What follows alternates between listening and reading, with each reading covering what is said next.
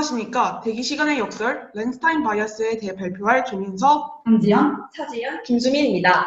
아마 다들 버스 한 번쯤은 타본 적이 있을 텐데요. 처음에 버스를 타기 위해 정류장에 도착합니다. 시간이 흐르고 우리는 점점 지쳐가다가 서서히 초조해지며 화내기 시작합니다. 생각한 것보다 대기시간이 훨씬 오래 걸려 내가 기다리는 버스는 왜 항상 늦게 올까? 라는 의문점을 가지게 되죠. 실제로 한번 볼까요? 이것은 포항제철고 앞에 있는 207번 버스 시간표를 일부 가져온 것인데요. 207번 버스의 운영시간 동안 전체 배차 간격이 평균 12분이고 이 일부의 시간표 또한 배차 평균 간격이 12분입니다. 그러면 버스 배차 평균 간격이 12분이니까 평균 대기시간은 12분에서 2를 나눈 6분이라는 생각을 할 수 있다는 것이죠. 하지만 실제 계산을 해보면 평균 대기시간은 6분 18초가 나옵니다. 그렇다면 이 18초는 어디서 난 것일까요? 실제 배차 간격보다 평균 대기시간이 18초나 길다는 점. 이제는 내가 기다리는 버스가 늦게 오는 이유가 심리적인 이유 때문만이라고 할 수 없겠습니다. 그러면 왜 18초만큼의 차이가 발생하는 걸까요? 가로축은 시간, 세로축은 버스 대기시간이라 하고 버스 배차 간격이 단어같이 T1, T2라고 가정해 봅시다. 승객이 이 시점에 도착했다면 승객은 T1만큼의 시간을 기다려야 할 것입니다. 다음 승객이 중간에 도착했다면 이 승객은 T1의 절반만큼 기다려야 합니다. 그리고 다른 시간대에 도착한 승객의 대기시간도 나타내 보았을 때 결국 T1 동안의 버스 대기시간은 이등변 사각형의 모양이 되고 T2의 경우에도 같습니다.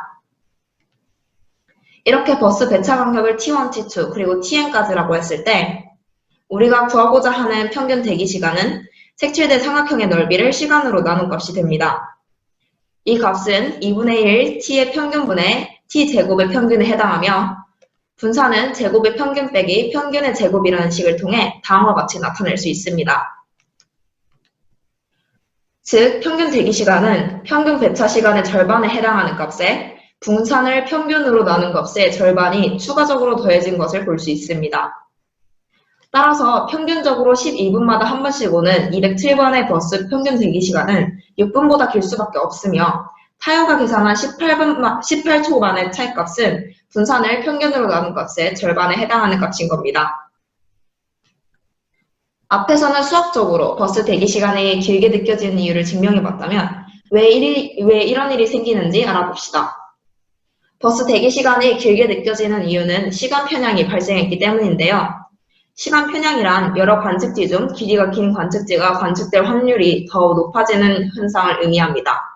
즉, 버스 배차 간격이 길수록 더 많은 사람이 기다리기 때문에 원래 오래 기다려야 한다는 요인과 사람 수도 많아진다는 요인이 더해져서 실제 배차 간격보다 평균 버스 대기 시간이 더 커지게 된 것입니다.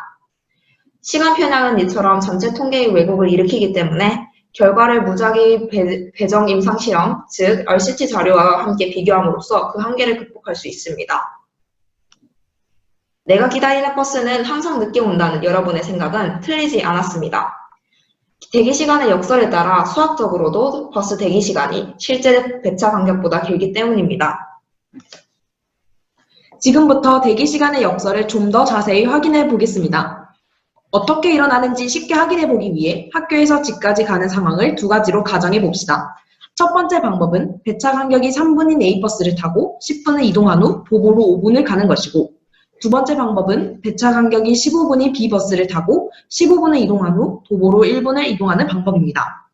방법 1의 평균 소요 시간은 배차 시간의 절반에 도보 이동 시간을 더한 16.5분이고 방법 2도 같은 방법으로 계산하면 16.5분으로 방법 1과 같은 결과값을 얻을 수 있습니다. 즉, 이렇게 소요시간이 같으므로 아무 버스나 타도 된다고 우리는 생각할 수 있습니다.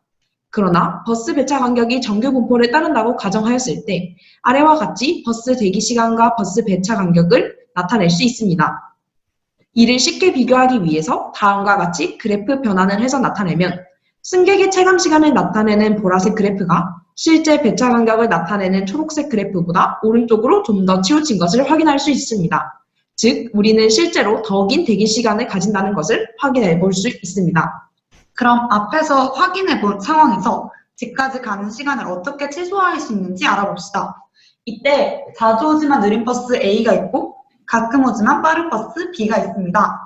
성격이 급한 수민이는 아우, 뭘 고민해. 그냥 먼저 오는 버스 타면 되지. 나름 계산을 좀 해본 민서는 아니지, 계산해보면 버스 B가 먼저 오면 버스 B를 타면 돼. 그리고 버스 A가 먼저 오면 버스가 오기까지 3분 15초가 안 되었으면 타고 3분 15초가 지났으면 기다렸다가 버스 B를 타면 돼. 천재적인 지윤이는 빠른 버스 B가 먼저 오면 버스 B를 먼저 타고 느린 버스 A가 먼저 온 경우 그냥 보낸 뒤에 두 번째에서 먼저 온 버스를 타면 되지 않을까? 과연 이 세 명의 친구들의 전략 중에서 어떤 것이 집까지의 소요 시간을 가장 최소화할 수 있을까요? 먼저 첫 번째로 수민이의 전략은 A, B 두 버스 사용 시 집까지 소요 시간에 따른 횟수를 살펴보면 평균 15.83, 표준 편차 2.20, 중앙값 16.25로 약 16분이라고 할 수 있습니다. 다음으로 두 번째 민서는 이때 파이썬을 이용하여 그리드 서치로 시간이 최적화되는 K를 3분 15초라는 것을 통해 다시 한번 그래프를 그려보면 평균은 15.81, 표준 편차 2.33, 값 16.19로 마찬가지로 약 16분이 소요되지만 수민이보다는 조금 더 개선되었다는 것을 알 수 있습니다. 하지만 이러한 민서의 전략에는 크나큰 단점이 있습니다. 바로 버스 A를 보낸 후에 다시 오는 버스 역시 A일 수 있다는 것이죠. 이러한 점을 반영했을 때 지은이의 전략을 토대로 실제 데이터 값에서 소요 시간을 계산하면 평균 12.83, 표준 편차 1.96, 중앙값 12.82로 수민이와 민서의 전략보다 약 3분 정도 개선되었다는 점을 알 수 있습니다. 여러분들의 궁금증이 좀 해결되셨나요? 즉, 내가 기다리는 버스만 늦게 온다는 여러분의 느낌은 랭타임 바이어스의 일종인 대기시간의 역설에 의한 팩트였습니다.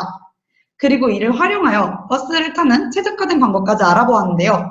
여러분도 버스를 탈 때는 지은이처럼 수학적인 선택을 하길 바랍니다. 지금까지 대기시간의 역설에 대한 발표였습니다. 감사합니다.